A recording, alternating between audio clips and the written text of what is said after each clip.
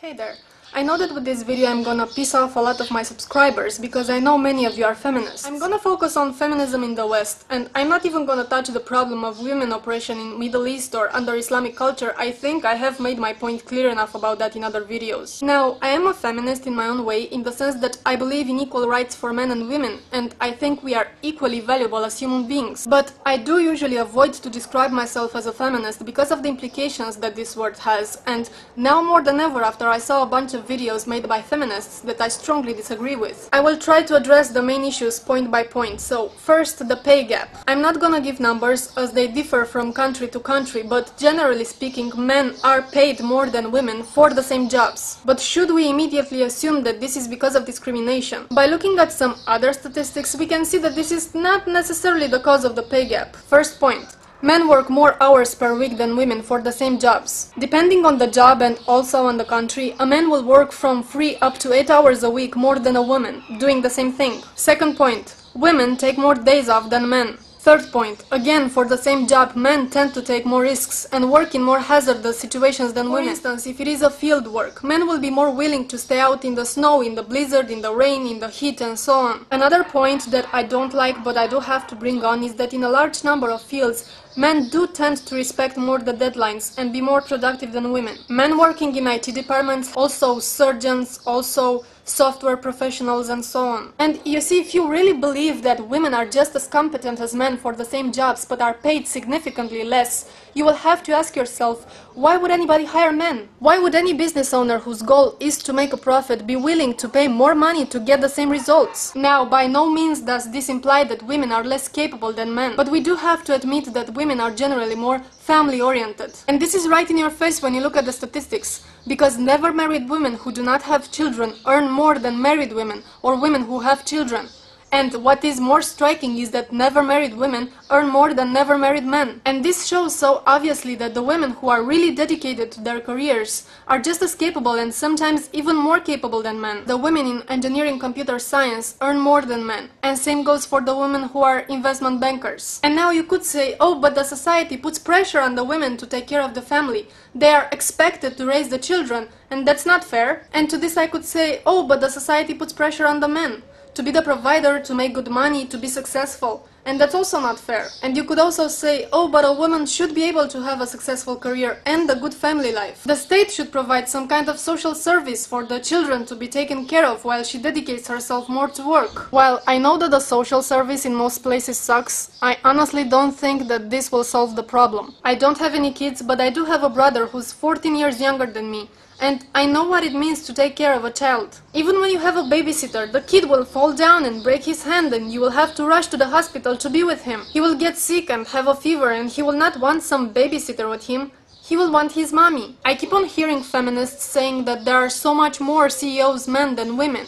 But you know what it takes to be a good CEO? 10 to possibly 12 hours of hard work every day where you have to jungle all these offers in your head and compare markets and so on. How can you do that and be fully focused when your kid is calling you, telling that he needs you, he's in trouble? You go home after all those hours of work and your head is still full of problems and you're exhausted, and you will have to pay attention to him. You will have to help him with his homework. You will have to pay attention to his little dramas that he had at school and with his friends. If you really think that you can do both and be successful at both, you really have no idea what you're talking about. The women who manage to do this are rare exceptions. Oh yeah? But then how come men get to do it? Let me ask you something, because I hear many feminists saying, I pay for my own food, I buy my own clothes, which I'm sure you do. I'm definitely sure you do.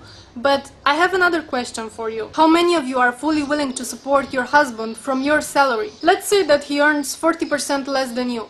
Or even better, let's say that he doesn't have a job. So he stays home and cooks and cleans and takes care of the children. Would you be willing to pay for everything?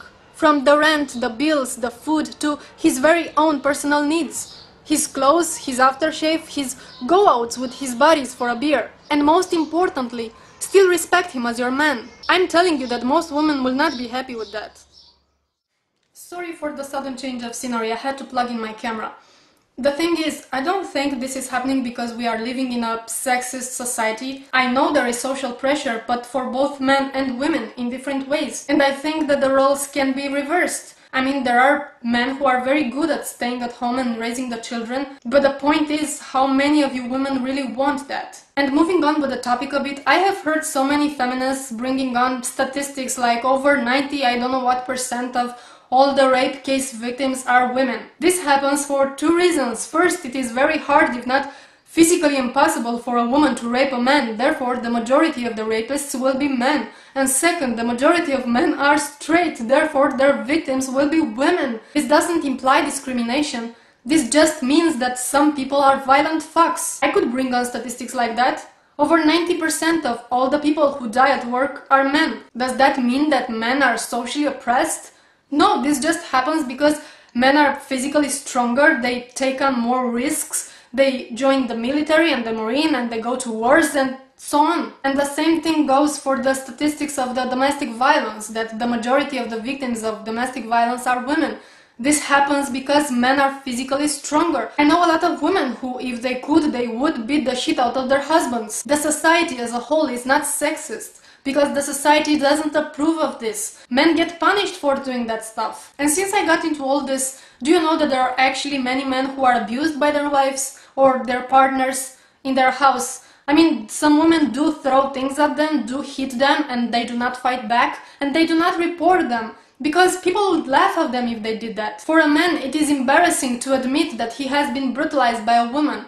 People will just tell him to man up. And there is of course this other issue with the anti-abortionists. I know that they fight, they try every year to take away women's rights to their own bodies. But I don't think this is a feminist issue. I think this is a human rights issue. The pro-lifers aren't pushing this because they are misogynists. They're pushing this because they are religious nuts, and many of them are females. Also, the feminists are complaining about the lack of women in the politics arena.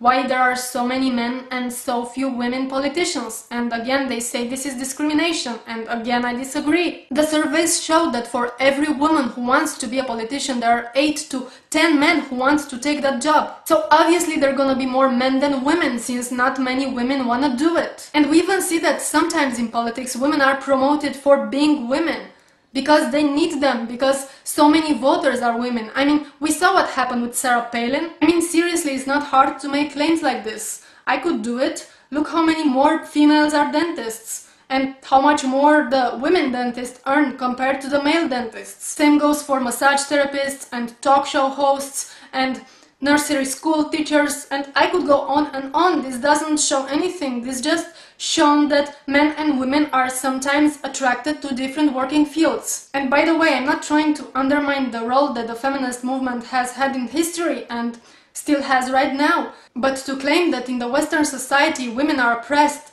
is just untrue. If you look at things from this point of view, a woman who gets pregnant can't have the child or have an abortion, and the man can't really have a saying in this. And this is how it's supposed to be, because it is her body. But that doesn't change the fact that he has less rights. And I could just go on forever about this, because there are so many things, even little things. For instance, if a woman is called a cunt, she will be very offended, and she's right to be that way. I mean, it is an offensive word, but she will go as far as saying that, oh, you reduced me to my genitals. But what if you say to a man, you're a dick? Will he be equally offended? Well, maybe he will be offended, but I don't think you will hear him saying, you reduced me to my genitals. Men don't think that way. Where I want to go with this is that you cannot be a strong, powerful, determined woman and in the same time victimize yourself like this, especially when you're put in the same situations as men. And I also don't deny that there is sexism in the society, because there is. If we are abused or harassed or discriminated, we have the legal means to fight it. Okay, I'm gonna end it now, but I wanna make my final point in this career versus family issue, because this is the most talked about. The way I see it, a woman has 3 choices. You can choose to focus on your family, in which case your career will probably suffer. Or you can choose to dedicate yourself to your career and forget about raising a family. Or the third option, you can do both, but with a partner who will not be successful himself, and he will be dedicated to the family. And whether you want to admit it or not, those are the exact same options that a man has as well.